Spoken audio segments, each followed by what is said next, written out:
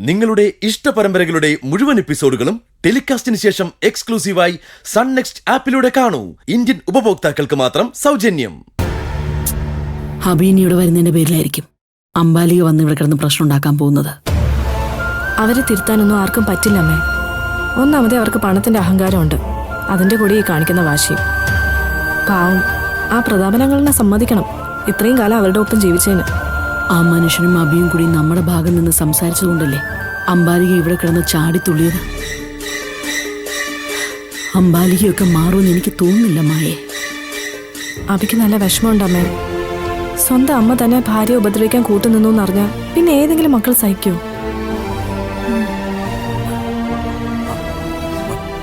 അമ്മേ, ഇതാരാ വന്നിരിക്കാൻ നോക്കിയേ. സൂര്യമോൻ വാ മോനെ.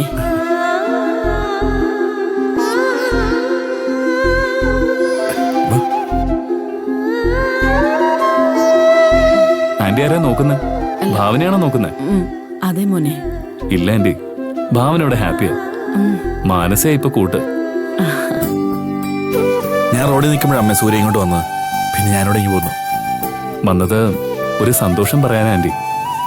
ഭാവനയെ നാളെ സൂര്യപ്രഭയിലേക്ക് കൊണ്ടുപോവാ. അതെയോ? അത് നന്നായി. എന്റെ മോൾക്ക് ഉറപ്പായിട്ടും അവിടുത്തെ ചികിത്സയിൽ മാറ്റം വരും. അതുകൊണ്ടല്ലമ്മേ കൊണ്ടുപോകുന്നത്.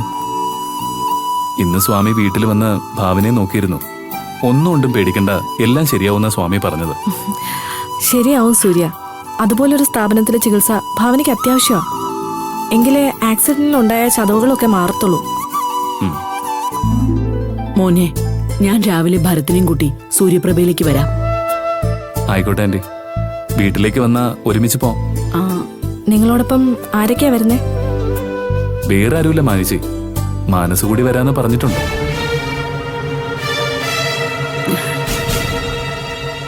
പിന്നെ അവിടെ കൂട്ടിരിപ്പുകാരുടെ ആവശ്യമൊന്നും വരില്ല, എല്ലാത്തിനും സ്റ്റാഫുണ്ട്. എന്നാലും ഒരു അത്യാവശ്യം വന്നാ ആരെങ്കിലും വേണ്ടി വന്നാലോ?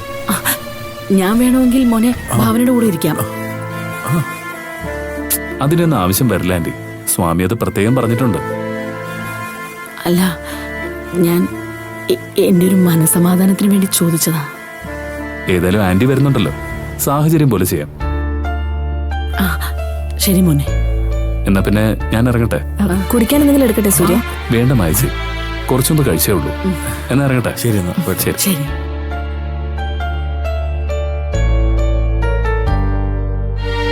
കണ്ടോ, ഇവിടെ ആ മാനസ ഒപ്പം പോകുന്നത്. സേതു വിട് സേതു.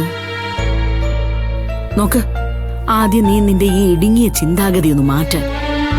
എന്നിട്ട് നീ സൂര്യകുഞ്ഞിനെ ഒന്ന് മനസ്സിലാക്ക. അല്ലാതെ പിന്നെ നീ ഇങ്ങൊന്ന്.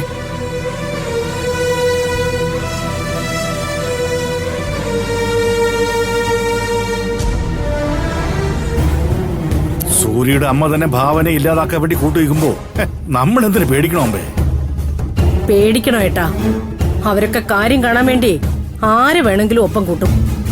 അവസാനം പിടിക്കപ്പെടുമ്പോ ഏട്ട മാത്രമേ കാണൂ. ഭാവനയ്ക്കിപ്പോ നമ്മൾ മാത്രമല്ലല്ലോ ശത്രുക്കൾ. ഒരു ഭാഗത്ത് ജയനിർമ്മല, മറ്റൊരു ഭാഗത്ത് വിജയവദ്മൻ ജാനകി, വേറൊരു ഭാഗത്ത് ആ ഡോക്ടർ ശ്രീറാം. അതുകൊണ്ട് ബുദ്ധിപൂർവ്വം നീങ്ങിയാൽ ഈസിയായിട്ട് ഭാവന ഇല്ലാതാക്കാൻ പറ്റും. അതൊക്കെ ഏട്ടൻ പറയുന്നത് ശരി തന്നെയാ. പക്ഷേ ഒടുവിൽ ഏട്ടൻ മാത്രം ഒറ്റപ്പെടാൻ പാടില്ലെന്നേ ഞാൻ പറഞ്ഞുള്ളൂ. അങ്ങനെയൊന്നും ചിന്തിക്കണ്ട അമ്പേ. ഭാവനയെ സൂര്യപ്രഭയിൽ കൊണ്ടുപോയാൽ പിന്നെ ആർക്കും ഒരു സംശയവും തോന്നാത്ത രീതിയിലായിരിക്കും ഞാൻ ഓരോന്നും പ്ലാൻ ചെയ്യുന്നത്. ഭാവനയെ എങ്ങനെയാ ഈ പരുവത്തിലാക്കിയെന്ന് അമ്മയ്ക്ക് അറിയാലോ. എന്നിട്ട് ഇതുവരെ എന്നെ പിടിച്ചോ? അതാണ് ബുദ്ധി. നീ നോക്കിക്കോ അമ്പേ, ഭാവനയെ കാലപുരിക്ക് അയക്കാൻ പറ്റിയ ഒരു ലേഡി എന്റെ കസ്റ്റഡിയിലുണ്ട്. അവൾ വച്ചിട്ടാവും ഇനി എന്റെ കാര്യം. സൂക്ഷിക്കണോ ഏട്ടാ, ഇവിടെ ഭാവന ഇല്ലാതായാൽ നമ്മളെക്കാൾ നേട്ടം അവർക്കൊക്കെയാണെന്ന് ഏട്ടനറിയാലോ. നേട്ടം ജയനിർമ്മലയ്ക്ക് മാത്രമേ ഉള്ളൂ അമ്പേ. അവർക്കവരുടെ മകനും സമ്പത്തും ഒരിക്കലും കൈവിട്ടു പോകാൻ പാടില്ല. അപ്പൊ വിജയപത്മനും ജാനകിക്കും അവരുടെ ലക്ഷ്യം മറ്റൊന്നാണല്ലോ. അവരുടെ മകൾക്ക് കിട്ടാത്ത ഭാഗ്യം ഒരിക്കലും ഭാവനയ്ക്ക് കിട്ടാൻ പാടില്ല. ആ കുടുംബം രക്ഷപ്പെടാനും പാടില്ല. ചുരുക്കി പറഞ്ഞാൽ അസൂയ, അത്രയോ.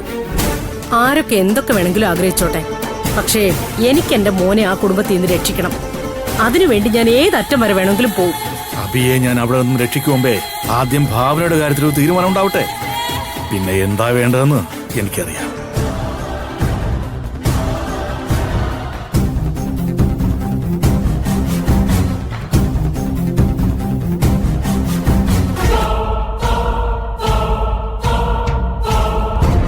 അളിയനെന്താ നേരെ വെളുത്ത ഈ ഒരു ചിന്തയേ ഉള്ളൂ?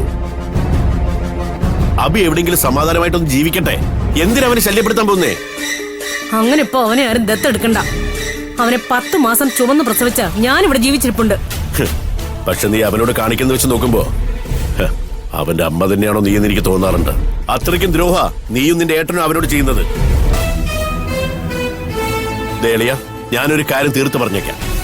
ഇതുപോലെ ദുഷ്ടചിന്തകളുമായി അളിയൻ ഇങ്ങോട്ട് വരണ്ട. അതിന് ഏട്ടൻ എന്ത് ചെയ്തു? ദേ, ഞാനും ഏട്ടനും അറിയാത്ത കാര്യങ്ങളാ ഗായത്രിയും ഭാമയും പറഞ്ഞുണ്ടാക്കിയത്.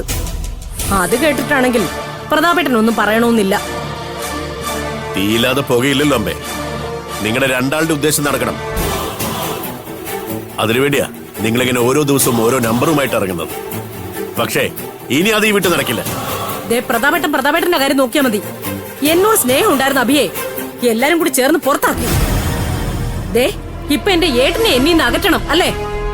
അതങ്ങ് മനസ്സിൽ വെച്ചിരുന്നാ മതി. ദേ, എനിക്കൊരാവശ്യം വന്ന ആരെങ്കിലും ഒക്കെ എനിക്കും വേണം. അതുകൊണ്ട് ഞങ്ങളുടെ പാട്ടിന് വിട്ടേക്ക്. അയക്കോ, എന്ത് വേണമെങ്കിലും അയക്കോ. പക്ഷേ അബിയും ബാമയും വേർപിരിക്കാമെന്നും ശ്രീപ്രിയെ അബിയെ കൊണ്ട് കല്യാണം കഴിപ്പിക്കാമെന്നും ആരും മോഹിക്കണ്ട. അതൊരിക്കലും നടക്കാനും പോകുന്നില്ല. അബിക്ക് ഞാനുണ്ടാവും എന്നും. അത് രണ്ടാളും മനസ്സിലാക്കിയ നന്ന്.